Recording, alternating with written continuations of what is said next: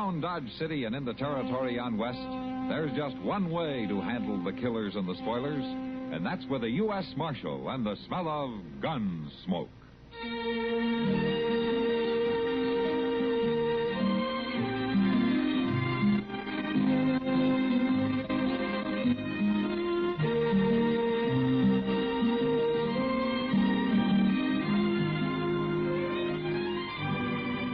Gunsmoke, starring William Conrad, the story of the violence that moved west with young America, and the story of a man who moved with it.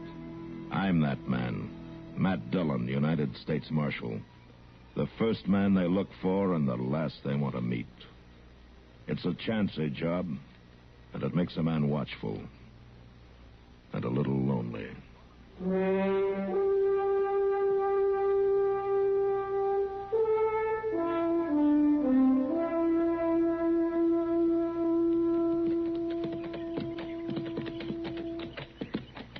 I sure would like to turn off here and go down to that stream and catch me a mess of fish, Mr. Dillon. Even the fish have enough sense to lie low under a noon sun like this, Chester. And I'd just soon be lying low with 'em along the bank there under a tree. Yeah, sure. There you'd be, stretched out under a tree. Yeah. Then the ants would come, and the chiggers, and maybe a rattlesnake or two. Oh, now, just a minute here. Just as soon as you got rid of them, they'd probably blow up a storm. Well, now, but... I think you're better off riding right back into town with me. Maybe you're right at that. I don't guess I really feel like eating. But Clint, didn't you tell him? Tell me what? Clint here couldn't have done it, Matt. He was playing for... There ain't that somebody walking up ahead of us? Yeah, it looks like it. Well, why on earth would a body be walking on a day like this? Probably has no choice. Well, everybody around here rides a horse, Mr. Dillon. Looks like he has been riding one. How's that? Well, he's carrying a saddle, Chester. Well, my man, I can see that, but what do you suppose he's told Well, us? we'll be up with him in a minute. Why don't you ask him? Oh, well, I wouldn't want to come right out and ask him. Greetings, gentlemen. Yeah, hello. Hello? Carstairs. Finchley Carstairs. Matt Dillon. This Chester Proudfoot. Pleased to meet you. Is that a star you're wearing? Yeah, U.S. Marshal out of Dodge City. Well, Marshal, I feel a bit awkward without my horse. Rather warm for walking. Yeah, we were just wondering about that. Lost him, you know. Lost him? In this open country? Chester, let the man talk. Well, yes, sir, but... Yeah, I lost him in a card game. Poker. Oh. Not very good at poker. You bet your horse? All I had at the moment. Temporarily embarrassed, you might say. Mr. Dillon, what's he talking about? He means he's out of money. I'm afraid that's correct. But you didn't lose your saddle, huh? Oh, I didn't wager my saddle, sir, no. That's the only one I've found to give me any comfort in your American style of riding. I feel I must keep it. That's a good idea in case you got another horse. Oh, I mean to win him back. That's one reason I'm heading for Dodge City. Who'd you lose your horse to? A chap named Pete Knudsen. We came up together driving cattle from Texas, but he gradually won everything I had, and last night he won my horse. So, now I'm afoot. Pete Knudsen's a mean man in a poker game. He's a mean man out of one, too. If he weren't so mean, I might not be so determined to win back my horse, Marshal. I see. Well, at least we can give you a lift into town. You climb up behind me. You take his saddle, Chester. Yes, Mr. Dillon.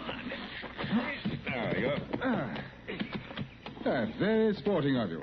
Perhaps I can repay you sometime. Just don't try too hard to repay Pete Knudsen. It's somewhat an affair of honor, you know. You'd be better off just to think of it as a poker game and leave honor out of it.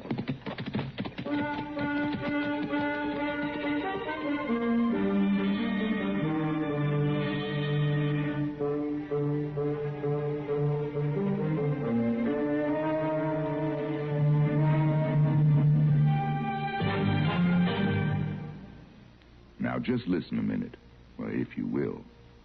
I've got a little story to tell you. Well, it's not so little, it's sort of a tall tale. I don't know if you've heard of Joe Masurak or not. If you've never worked in steel, then you probably haven't.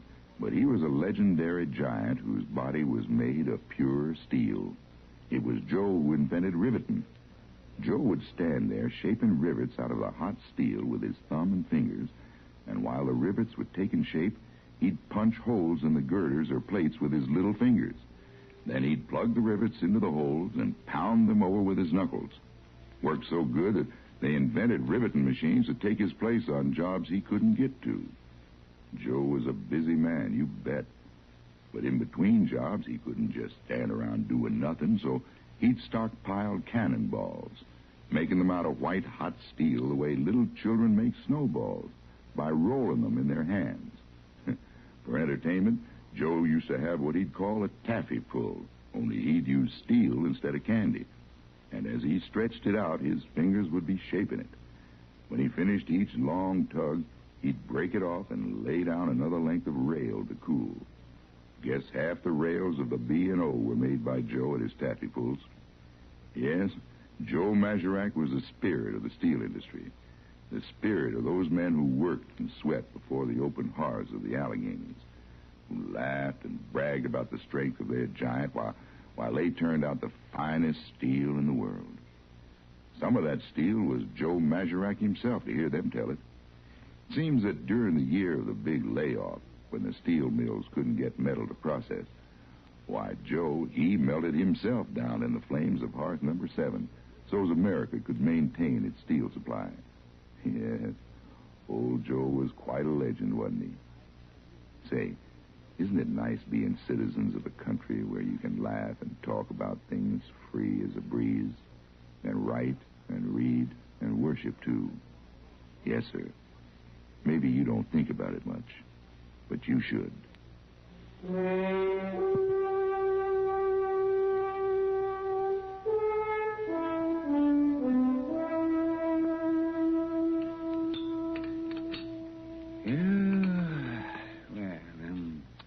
You want something more, Chester? Like maybe another piece of pie? No, thanks, Doc. Just a little more coffee. I'll buy. No, I've had plenty. Had a plenty of that Carstairs fellow, too, come to think of it. Oh, is that so? What's the matter with him? Well, now, Doc, what kind of a man would have a name like Sedgley Carstairs? I don't trust him at all. Oh, now, a man can't help his name, Chester. Chances are in England, a name like Sedgley Carstairs is every bit as common as Chester Proudfoot is over here. No, Proudfoot. Maybe so, but I tell you, Doc, he talks so fancy, it's just plain silly. Oh, he's not trying to talk fancy, Chester. That's just the way Britishers talk. He was born in England, wasn't he? Well, what's he doing over here, then? Why didn't he stay at home where folks could understand him? Oh, no, I expect he's here for about the same reason the rest of us are. What reason? To make a living. Oh, now, Doc, I don't believe nobody who talks like he does knows how to make a living. These ways, he sure don't know how to keep a horse. See, you know, I've run into a couple of these fellas before. They're what they call second sons. Second son? What's that? Well, it's the second son born into a British family. You see? Usually a wealthy family. Well, sometimes even a titled family.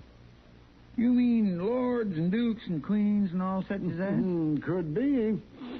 Well, say, then this Carstairs fellow might be rich. Huh? You can't be sure. In England, it's the first sons who get everything.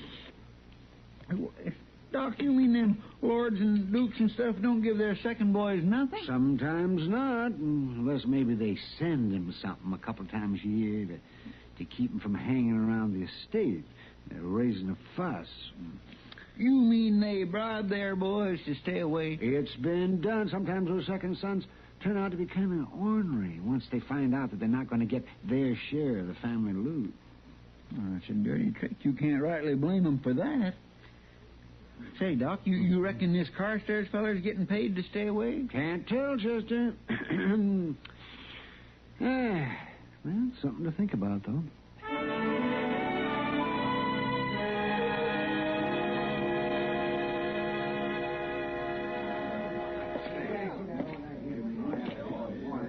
Give me a beer, will you, Sam? I'll take it over to the table. Sure, Marshal. Here you go. No, thanks.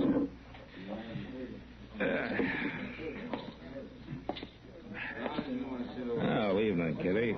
Hello, Matt. Sit down. Thank you.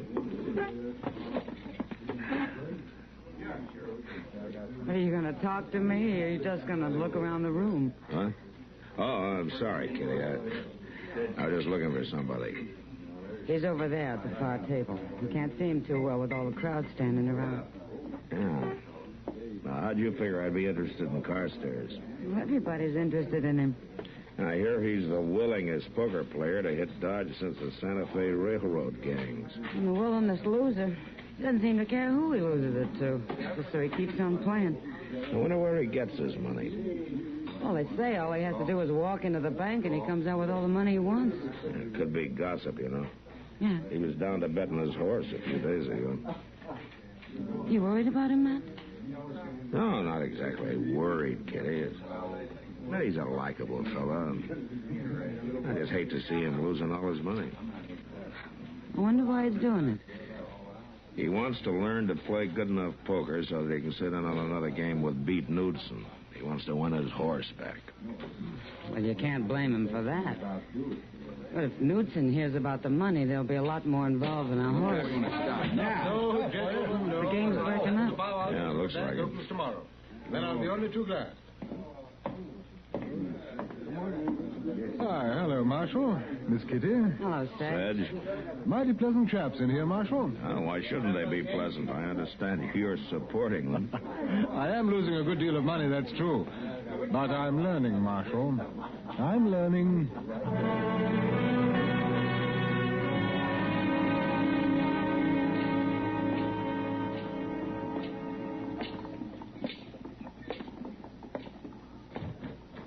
Well, good day, Marshal. You must have opened the bank this morning, Sedge. Oh, no, Marshal. Mr. Botkin was there, and the bank was open for business, but...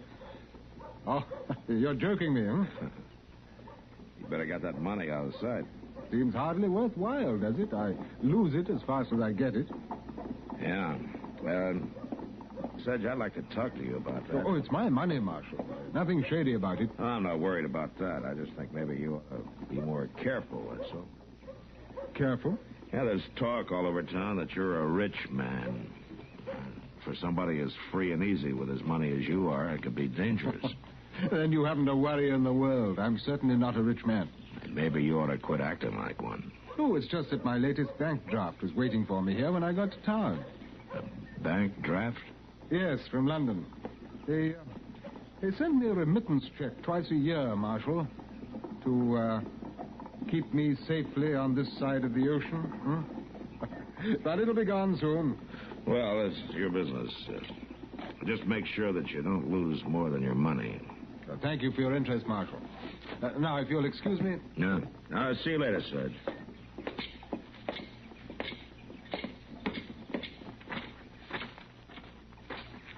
Mr. Dillon? Yes? Yeah, what is it, Chester? Mr. Dillon, Beat Knudsen and his crowd just got in from Abilene. They went right into Dodge House. How many of them? Well, there's 4 of them all together. It's a funny thing, though. Oh, what's that? They tied up 5 horses.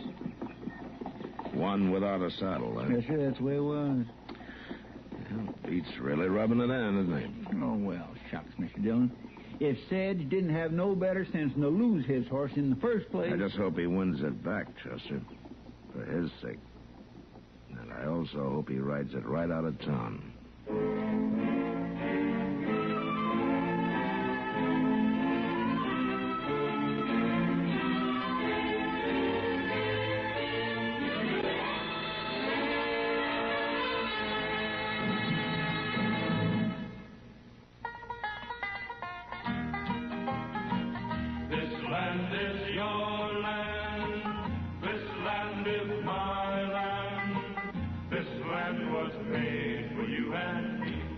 Stephen Foster came from Alabama, and Al Jolson was always Alabama bound.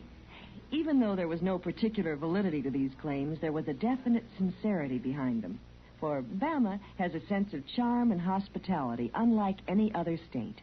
Maybe Stephen Foster didn't come from Alabama, but Helen Keller did. And so did a lone wolf train robber named Rube Burrow. And what if Jolson didn't go there? George Washington Carver did. And his experiments at Tuskegee brought international fame to him and the state. For all the deep radical changes experienced by the Cotton State, some things never seemed to change. Each spring, the fields and roadsides are carpeted with primroses. Green fields turn pale pink and roll wave-like in the wind.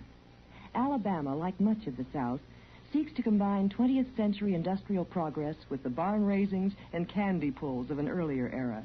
And what is more, Alabama succeeds.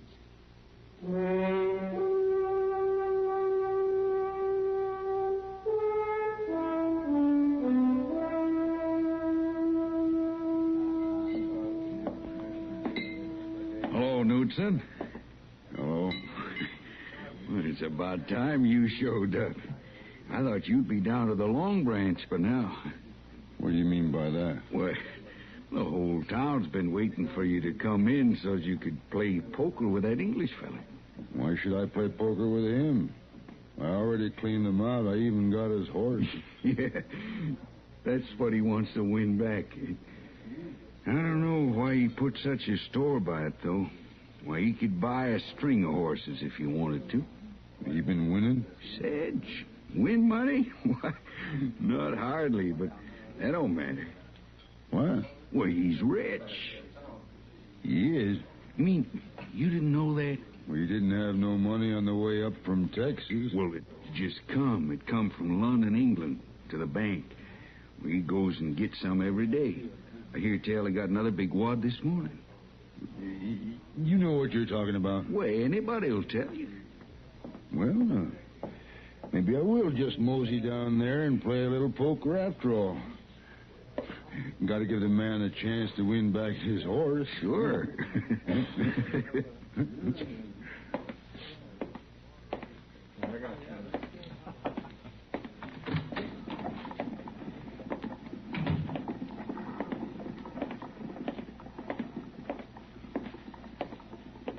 Hey, Knudsen. Well, if it ain't the marshal. You heading for the Long Branch? I didn't know I had to report to you. You don't. But there are a lot of stories been going around town, Knudsen. I just don't want any trouble. You got a law against playing poker? Well, there ought to be, the way you play it. Well, Marshal, I just want to give the man a chance to win his horse back, that's Now, all. listen, Knudsen, I've told Sedge that if he's smart, he'll just try to win that horse and then quit. I'm telling the same thing to you. Well, thank you, Marshal, but I just figure I'll have to take him. Horse in the first place. I just hope he wins it back, Chester. For his sake. And I also hope he... Of course not, Marshal.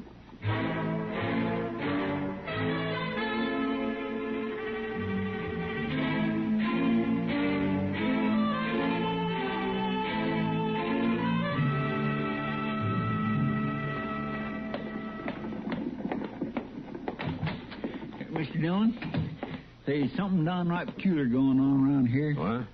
Well, that English fella, he won back his horse from Beat Knudsen. He did? Mm-hmm. Well, it looks like Carstairs' luck has finally changed, doesn't it? No. Old Beat stood pat on a pair of sixes. Now, you know he never done a thing like that before in his life.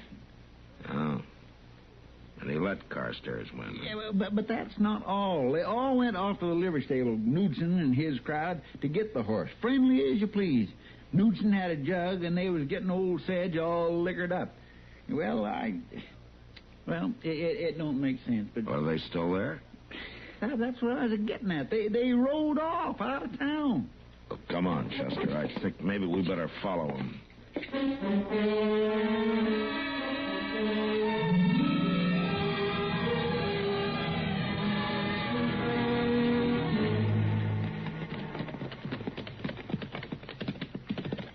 You reckon they took the road to Hayes City? Now they headed off this way towards some cover. Come on.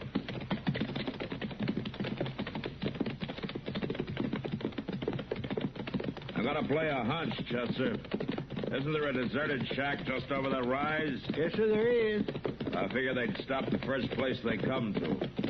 Do you think they're going to gamble him for the rest of his money? They won't bother to gamble, Chester. Yeah, we'll leave the horses here.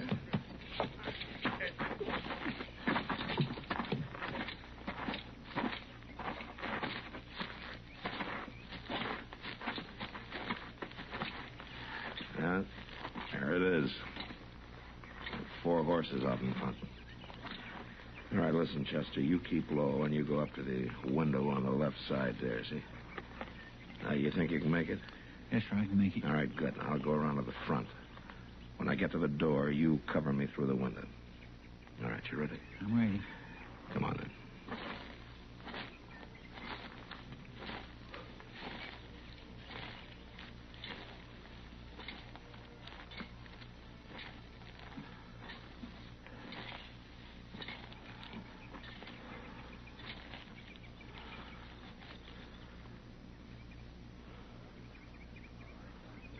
All right, Chester. You're covered, Knudsen. Drop your gun. Why, no. Either of you two want to argue? Not me, Marshal. All right, climb through the window and get their guns, Chester. Yes, sir. Now stand them up against the wall. Yes, sir, I will. All right, step lively, you. Move along, both of you. Come on.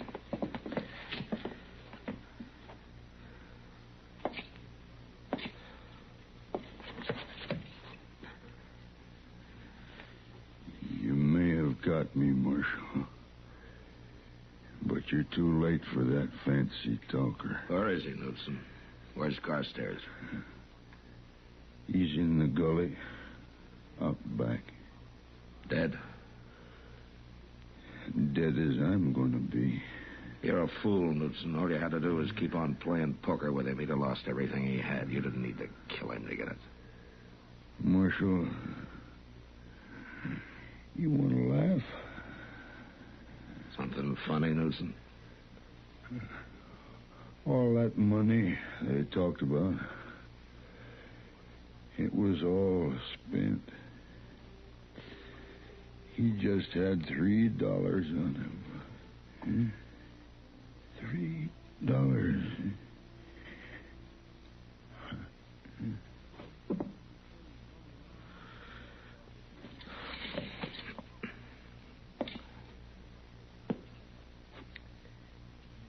Mr. Dillon?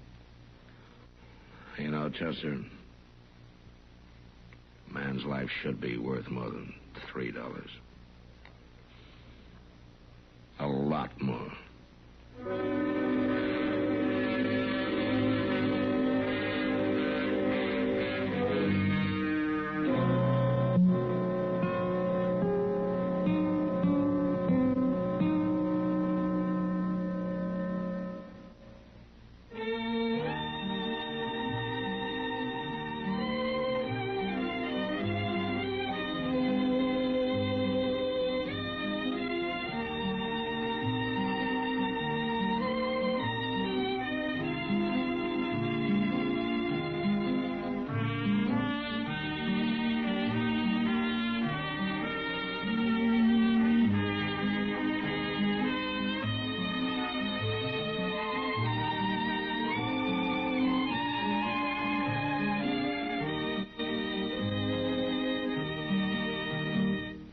Gunsmoke. Produced and directed by Norman Macdonnell. Stars William Conrad as Matt Dillon, U.S. Marshal.